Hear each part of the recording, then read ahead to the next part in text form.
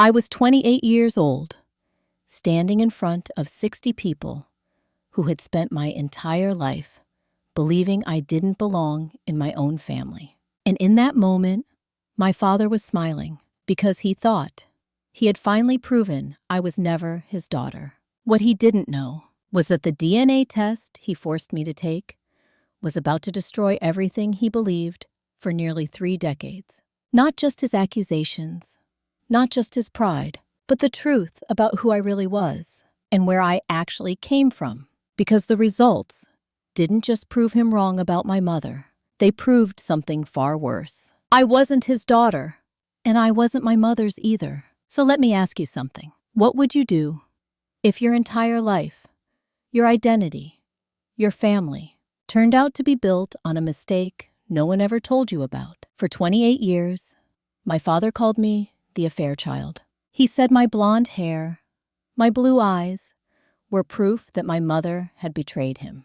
And no matter how many times she swore she was innocent, he never believed her. Not once, but what happened next involved a hospital, a terrified nurse, a secret buried for decades, and a truth so shocking it made my father fall to his knees in front of everyone. If you enjoy stories about family secrets, betrayal, and the moment karma finally comes back around, take a second to subscribe.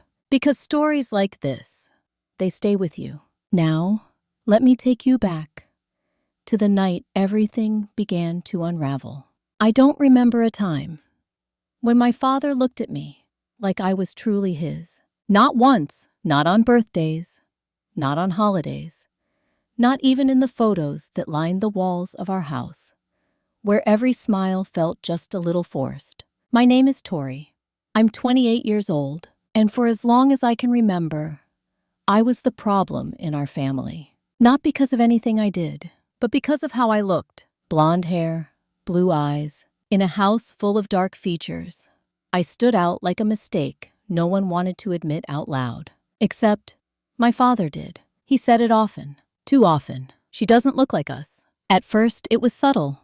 Little comments at dinner, jokes that weren't really jokes. But as I got older, the words got sharper, colder, more certain. By the time I was 7, I understood something no child should ever have to understand. I wasn't wanted. I remember standing in the hallway one night, bare feet against the cold, wooden floor, listening through my parents' bedroom door. My mother was crying, and my father's voice, it was low, angry, controlled in a way that made it worse. "Where did she get that hair, Diane?" he said. "Because it sure as hell didn't come from me." There was a long silence. Then my mother's voice, barely a whisper. "I've never been with anyone else." But he didn't believe her. He never did. That was the beginning. After that, everything changed. At school, I watched other kids run into their father's arms after games or recitals. I learned quickly not to expect that. When I was 12, I wanted to join the volleyball team. I brought the permission slip home, excited, hopeful. He didn't even look at it. "I'm not spending money on someone else's kid," he said. Just like that, across the table, right in front of my brother, Marcus. Marcus was 3 years older than me. Dark hair, brown eyes, the perfect reflection of my father, the son he never questioned. That same week, Marcus got brand new gear for baseball season. Cleats, uniforms, private coaching sessions. I got silence and a folded permission slip, still sitting where I left it. By the time I was 18, the line had already been drawn. Marcus went to college with everything paid for: tuition, housing, spending money. A future handed to him without hesitation. When I got accepted into nursing school, I remember standing in the kitchen, holding my acceptance letter like it was something fragile, something that could disappear if I wasn't careful. He looked at it, then looked at me. "Your real father can pay for that," he said. And that was it. No congratulations, no support, just another reminder that in his eyes, I didn't belong. So I worked double shifts at a diner, late nights studying after everyone else had gone to sleep, loans stacked on loans, until the numbers stopped feeling real. And somehow, I made it through. But the hardest part wasn't the exhaustion. It wasn't the debt. It wasn't even him. It was what it did to my mother. Every argument, every disagreement somehow came back to me. I wasn't just his suspicion. I was his proof, the thing he pointed to every time he wanted to hurt her.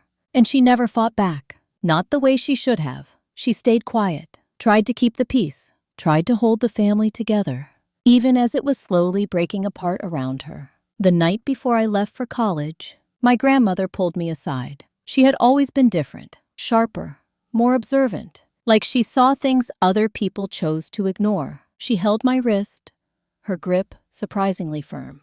"Keep every document from the hospital where you were born," she said. I frowned. "What do you mean?" "Your birth records. Anything you have." Her eyes locked onto mine. There are things about that night that never sat right with me. I felt a chill run down my spine. What things, I asked. But she just shook her head. "Just promise me," she said softly. "You'll keep them." I didn't understand what she meant back then. Not really. I thought maybe she was just trying to comfort me, give me something to hold on to. But I kept the papers anyway. I don't know why. Maybe some part of me already knew that one day I would need them. I just didn't know. That day was coming a lot sooner than I thought. 6 weeks before my wedding, everything finally came to the surface. It was a Sunday evening, the kind of dinner my father insisted on. Like clockwork, same house, same table, same quiet tension sitting between every plate. His house in Fairfield had always felt more like a display than a home. Everything polished, everything perfect, as if appearances alone could hide what was really happening underneath. My mother moved around the dining room carefully, adjusting napkins, straightening silverware. Like if everything looked right, maybe nothing would fall apart. My grandmother sat at the far end of the table, watching. She always watched. Marcus was there too, scrolling through his phone, pretending not to notice anything. And then my father cleared his throat. That sound alone was enough to make the room go still. "I won't be attending your wedding." Just like that. No warning, no hesitation. The words landed heavy, like something breaking that no one could fix. My mother's fork slipped from her hand. "Gerald, please," she whispered. Not tonight. But he was already reaching into his jacket, calm, prepared, like this moment had been planned for years. He slid a folded paper across the table, directly toward me. "I've thought about this long enough," he said. "I'm not walking another man's daughter down the aisle." Silence filled the room. I looked down at the paper, ADN test, consent form, his signature already there, bold and certain. "You have 6 weeks," he continued. "Take the test. Share the results with the family." His eyes locked onto mine. "If you're mine, I'll be there." A small pause, then a smile that didn't feel like one. "And if you're not, at least we'll finally have the truth." Around the table, no one spoke. Not my brother, not my mother, not even my grandmother.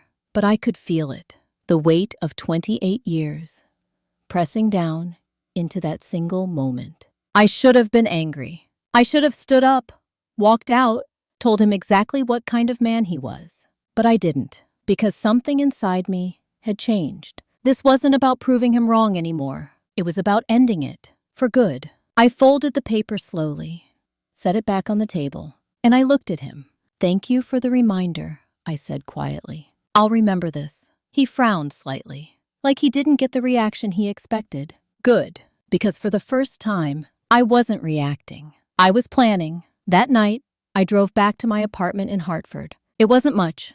Small, secondhand furniture, but it was mine. And for the first time in my life, it felt like the only place I could breathe. Nathan was waiting for me. He took one look at my face and knew something was wrong. "What did he do?" he asked. I handed him the paper. He read it, his jaw tightening with every line. "Just take the test," he said finally. "Prove him wrong. End this." I shook my head slowly. "It's not that simple." He looked at me. "Then what is this about?" I didn't answer right away, because the truth was, this had stopped being about my father a long time ago. It was about my mother, about everything she had endured without ever being believed, about the night, 5 years earlier, when my grandmother found her on the bathroom floor, an empty bottle of sleeping pills beside her. She survived. Barely. And my father, he never apologized. Not once. He just kept going. Like nothing had happened. Like he was still right. I looked at Nathan, and for the first time, I said it out loud. "I'm not doing this for him," I said. "I'm doing it to free her." The room fell quiet. Nathan nodded slowly. Then I reached for my phone. I had already done the research. Weeks ago. Maybe even months. A private lab. Independent. No connection to my father. If I was going to do this, I was going to do it my way. No manipulation. No interference. Just the truth. Raw and undeniable. I scheduled the test that night, but something didn't sit right with me. Something deeper than fear. Deeper than anger. A feeling I couldn't quite explain. And then I remembered my grandmother's words. There are things about that night that never sat right with me. I stared at my reflection in the dark screen of my phone. Blonde hair, blue eyes, features that had caused so much damage for so many years. And for the first time, I allowed myself to ask the question I had spent my entire life avoiding. What if this wasn't about an affair at all? What if everything we believed was wrong? I didn't know it yet. But that question was about to change everything. The testing process itself was simple, too simple, for something that was about to rewrite my entire life. At the lab, everything felt clinical, clean, quiet, precise. Like the truth could be reduced to numbers, printed neatly on a page. My sample was easy. A quick swab, a sealed tube, done in seconds. My mother's, she gave willingly, no hesitation. Just before I left her house, she pressed the sample into my hand, her fingers trembling slightly. "Whatever this says," she told me softly, "you are my daughter." I nodded, but something in my chest tightened anyway, because part of me wasn't afraid of losing my father. I had never really had him. I was afraid of losing her. My father's sample was different. I didn't ask. I couldn't, so I took what I could find. A few strands of hair from the brush in the guest bathroom. The same bathroom I'd used every holiday growing up. The same space where I learned how to exist quietly, without taking up too much room. I sealed everything, submitted it, and then I waited. 3 weeks, 21 days, of pretending everything was normal, of going to work, of planning a wedding, of answering texts from relatives who had already started choosing sides. Because my father didn't wait. Of course he didn't. He sent another email to everyone, aunts, uncles, cousins, people I hadn't spoken to in years, 40, maybe 50 names, all copied in. The subject line was simple, regarding Tori's wedding. My hands shook as I opened it. He wrote about truth, about doubt, about finally proving what he had known all along. And then he attached a photo, a family picture from when I was a baby, my face circled in red. Spot the difference. I stared at it for a long time, at that small version of me, held in my mother's arms, already marked as something that didn't belong. That night, my brother called. "You're making this worse," he said. "Just take the test and get it over with." I almost laughed, because he still didn't understand. None of them did. This wasn't just about proving something. This was about uncovering something. Something deeper. Something that had been buried for decades. 3 weeks later, the results arrived. It was late, almost 10 p.m. I was alone in the apartment. Nathan was out of town. The room felt too quiet, like the air itself was waiting. I opened the email, entered the password, clicked the file, and then I read it. Once, twice, 3 times. Because the first 2, my brain refused to understand what I was seeing. Subject A, Tori. Subject B, Gerald. 0% match. I exhaled slowly. That part, I expected. In a strange way, I had always been preparing for that answer. But then, my eyes moved to the next line. Subject A, Tori. Subject C, Diane. 0% match. Everything inside me just stopped. No breath, no thought, just silence. It didn't make sense. It couldn't make sense. I called the lab immediately, my voice shaking, demanding an explanation. There had to be a mistake. There had to be contamination. Something. Anything. But the technician was calm. Too calm. No errors, she said. No contamination. The results are conclusive. I slid down onto the kitchen floor, my back against the cabinet, phone still in my hand. For 28 years, my father had accused my mother of cheating. For 28 years, he had been wrong about that. But he had been right about one thing. I wasn't his daughter. I just wasn't hers either. I stared at the ceiling, trying to piece together something that made sense. But there was only one possibility, one explanation that connected everything. My grandmother's words, the strange feeling she had, the documents she told me to keep, the way I had never quite fit, no matter how hard I tried. This wasn't about betrayal. This wasn't about an affair. This was something else, something bigger, something no one had even considered. A mistake, a deliberate one, or maybe a secret, buried so deep, no one ever thought it would come back to the surface. Until now, because if Diane wasn't my biological mother, then somewhere out there, there was another woman who had given birth to me. And even harder to accept, there was another daughter who should have been raised in my place. I closed my eyes, my heart pounding louder than anything else in the room. Because suddenly, this wasn't just about proving my father wrong. It was about finding out who I really was and why. For 28 years, the truth had never been told. The next morning, I didn't go to work. I couldn't. There was only one place I needed to be. My mother's house. She was sitting in the sunroom when I arrived, a cup of tea in her hands. Like every other morning, normal, too normal. I walked in without saying anything and placed my phone in front of her. She looked at me, then down at the screen, and I watched as her entire world began to fall apart. Her eyes moved slowly across the report. Once, twice, then her hands started to shake. "This is wrong," she whispered. "It has to be wrong." I sat down across from her and took her hands. "I called the lab," I said quietly. "There's no mistake." She pulled her hands away, her breathing uneven now. "But I gave birth to you," she said, her voice rising, cracking. I remember it. I remember everything. And I believed her. I always had. Which meant there was only one explanation left. Something had happened. At the hospital, the room went completely still.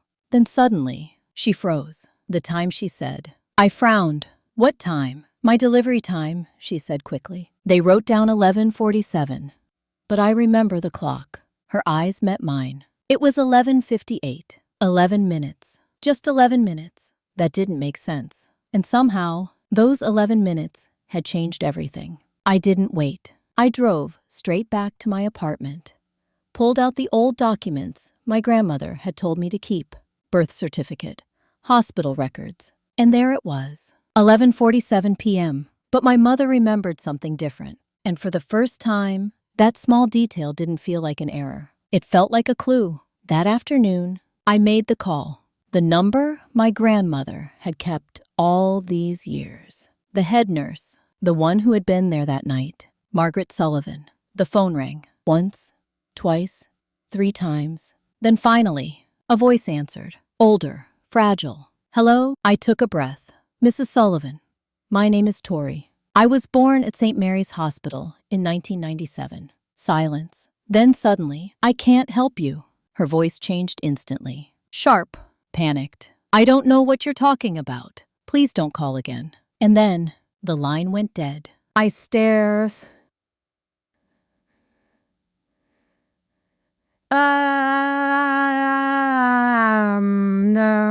Test.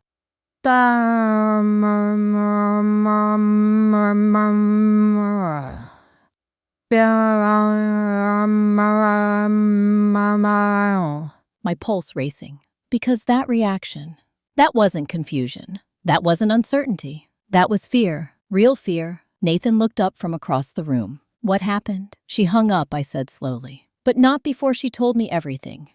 Without saying a word. He frowned. "What do you mean?" I looked at him. "She knows," I said. "And whatever happened that night, she's been hiding it for 28 years. I called again and again. Voicemail.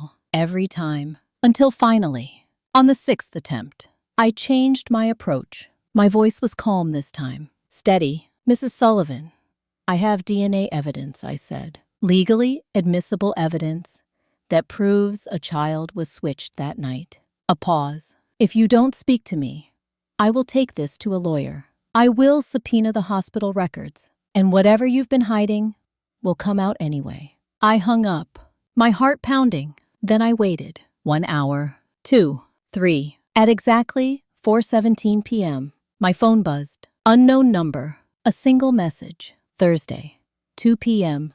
Riverside Diner. Come alone. I read it twice, then a third time. She was ready. Or maybe she was just tired of carrying it. The diner was quiet when I arrived. Old booths, faded walls, the kind of place where time seemed to move slower. She was already there, sitting in the corner, back against the wall, like she needed to see everything. Margaret Sullivan looked smaller than I expected, but her eyes, they held something heavy, something that had been there for a long time. You look just like her, she said softly. I froze. Like who? She hesitated, then reached into her bag and pulled out a worn notebook, her hands trembling as she opened it. This is my shift log, she said, from the night you were born. She slid it across the table. I looked down and read the words that changed everything. 11:47 p.m. Baby girl born to Diane Townsend. 11:58 p.m. Baby girl born to Linda Morrison. My breath caught. Then the next line. 12:32 m. incident. Trainee nurse mixed up infants after bathing. My hands started shaking. I kept reading. 2:15 a.m. error discovered. 2:45 a.m. decision made. Records corrected.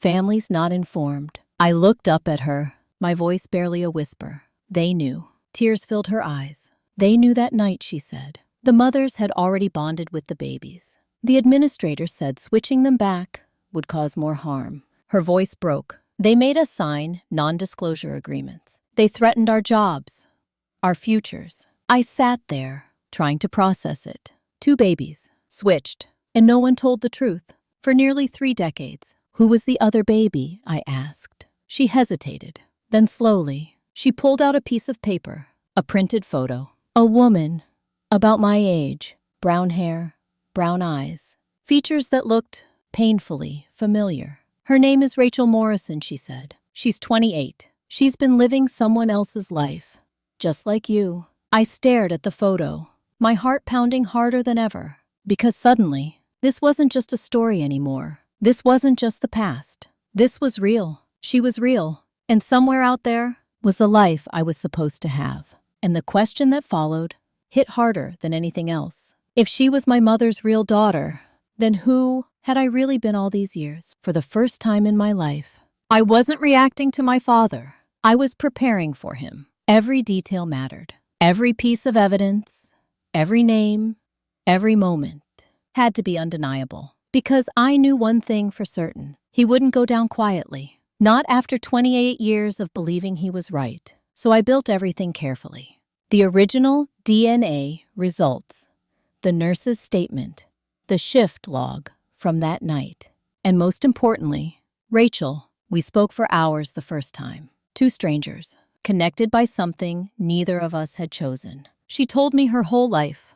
People joked that she didn't look like her parents, that maybe the hospital had made a mistake. They laughed about it, because that kind of thing doesn't really happen, right? But now, it wasn't a joke anymore. We took another DNA test. This time, comparing her to my parents. The results came back fast, clear, undeniable. She was their daughter, not me. And just like that, everything was ready. The engagement party was the perfect stage. 60 people, every relative who had received my father's emails, every person who had quietly questioned my mother.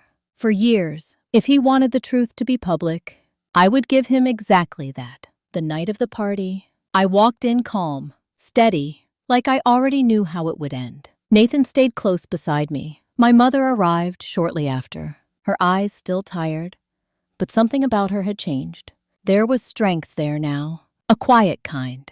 And then my father arrived, late, confident, smiling, like this was his victory. He moved through the room, shaking hands, accepting sympathy, like he was the one who had suffered, like he had been the victim all along. I watched him carefully, because for the first time, I saw him clearly, not as a father, just as a man who had built his entire identity on being right. And tonight, that identity was about to collapse. Halfway through the evening, he asked for a microphone. The room quieted immediately. Of course it did. He loved attention, loved control. "Thank you all for coming," he began. Polite, measured. Then his eyes found me, and the tone shifted. "There's been a lot of discussion lately," he said, "about truth, about honesty." A small pause. "I asked Tori to take a DNA test." Murmurs spread through the room. "And now, we finally have the results." He reached into his pocket, pulling out a folded paper. Slowly, deliberately. "This confirms," he said, his voice rising slightly, "that I am not her father." Gasps, whispers. The room started to move. And then he continued. "And more importantly, he looked directly at my mother. Tito, that she has been lying for nearly 30 years. That was it. That was his moment, the one he had been waiting for almost my entire life. But it wasn't over. Not even close. I stepped forward, slowly, calmly, and before he could react, I took the microphone from his hand. "You're right," I said, my voice steady, clear. The room fell silent again. "The DNA test proves I'm not your daughter." A few heads nodded. Some people looked relieved, like everything finally made sense. "And it also proves," I paused, letting the silence stretch, "I'm not my mother's daughter either." Everything stopped. Confusion spread across every face in the room, even his, especially his. "But not because she had an affair," I continued. My voice didn't shake. "Not anymore, because 28 years ago, at St. Mary's Hospital, 2 babies were switched. A glass shattered somewhere behind me. No one moved. No one spoke. 'This is Rachel,' I said, turning toward the door. And right on cue, she stepped into the room. Brown hair, brown eyes, features no one could deny. The resemblance hit instantly. A ripple moved through the crowd. Shock, realization, fear. She was born the same night as me, I said. 11 minutes apart. I raised my hand slightly, and the screen behind me lit up. DNA results, clear numbers, clear truth. "She is your biological daughter," I said. "Not me." I looked at him, really looked at him, and watched. As everything inside him broke, the confidence disappeared first. Then the certainty, then the pride. His face went pale, his hands trembled. He looked at Rachel, like he was seeing something impossible. Then at my mother, then back at me. "This isn't real," he whispered. But it was. Margaret stood up then, her voice shaking, but strong enough. "I was there," she said. "The hospital covered it up. Your wife never betrayed you."